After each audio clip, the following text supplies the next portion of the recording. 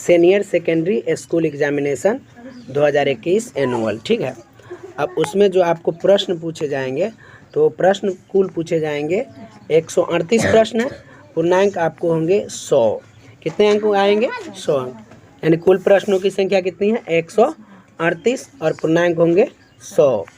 अब आपको निर्देश का पालन क्या क्या करना है।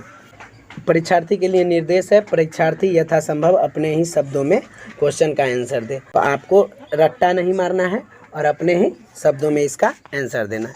दूसरी तरफ कि दाहिने और हाशिए पर दिए हुए अंक निर्दिष्ट किए जाते हैं, यानी जो पूर्णांक जो होते हैं तो उसको चेक करते वक्त यहाँ पर लिखा जाता है, जो कि दाहिने तरफ आपका हाशिया होता है, जिसको आप छोड़ के 1/4 छोड़ के लिखना स्टार्ट करते हैं, ठीक है। परीक्षा जो स्टार्ट होगा आपको, तो उससे पूर्व आपको पढ़ने के लिए 15 मिनट का समय दिया जाएगा, जिसमें आप आराम से क्वेश्चन को पढ़ के और उसका जवाब दे सकते हैं। उसके बाद है, यह प्रश्न पत्र 2 खंड में होंगे। प्रत्येक खंड अ और ब में, यानी एक खंड ए रहेगा और एक खंड बी रहेगा। क्या है कि खंड अ में 100 वस्तुनिष्ठ प्रश्न, जिसमें 50 प्रश्नों को उत्तर देना अनिवार्य है। 50 से अधिक प्रश्नों के उत्तर देने पर प्रथम 50 उत्तरों का मूल्यांकन कंप्यूटर द्वारा किया जाएगा और प्रत्येक के लिए 1 अंक निर्धारित है। सही उत्तर को उपलब्ध कराए गए OMR सीट में आपको प्रविष्ट करना है, यानी आपको OMR सीट में 100 क्वेश्चन, यदि 1 नंबरी का है, यानी ऑब्जेक्टिव टाइप्स का 100 क्वेश्चन है, जिसमें आप 50 ही क्वेश्चन का आंसर दें।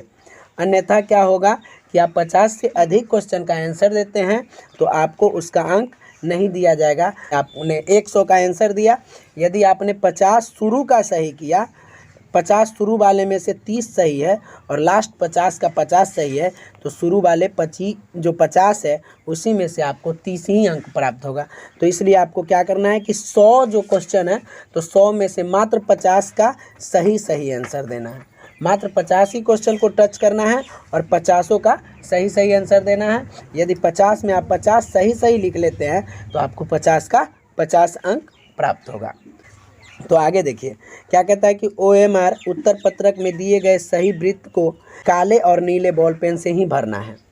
किसी भी प्रकार का व्हाइटनर का प्रयोग नहीं करना है आपको, तरल पदार्थ का नहीं प्रयोग करना है, ब्लेड नहीं लगाना है, नाखून नहीं लगाना है आदि का उत्तर पुस्तिका में प्रयोग यदि करते हैं तो अन्यथा परिणाम अमान्य होगा, यानी इसके लिए कोई परिणाम नहीं दिए जाएंगे।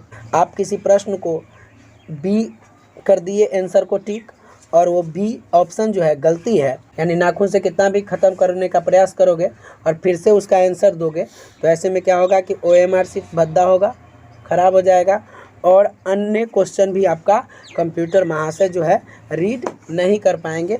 तो आपको खखोरना भी नहीं है, खुरचना भी नहीं है। जो आप सही एक बार में ही सही आंसर देने का प्रयास करेंगे और सही आंसर देंगे तो उसका पूर्णांक आपको पूरा मिलेगा। तो अब देखिए क्या है कि खंड ब में 30 लघुतरीय प्रश्न होंगे, जिनमें किन्हीं 15 प्रश्नों का उत्तर देना अनिवार्य है, यानी प्रत्येक प्रश्न के लिए 2 अंक निर्धारित है। तो यदि आप वहाँ से 50 अंक प्राप्त करते हैं और यहाँ से कितने अंक आपको दिए जाएंगे, 15 प्रश्नों का सही उत्तर देते हैं तो आपको 30 अंक दिए जाएंगे।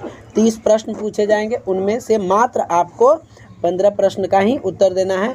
बाकी का यदि उत्तर देते हैं तो उसके लिए आपको अंक नहीं दिए जाएंगे। उसके बाद है कि अतिरिक्त इस खंड में 8 दीर्घोत्तरीय प्रश्न हैं, जिनमें किन्हीं 4 प्रश्नों का उत्तर देना है। अब प्रत्येक प्रश्न के लिए 5 अंक निर्धारित है।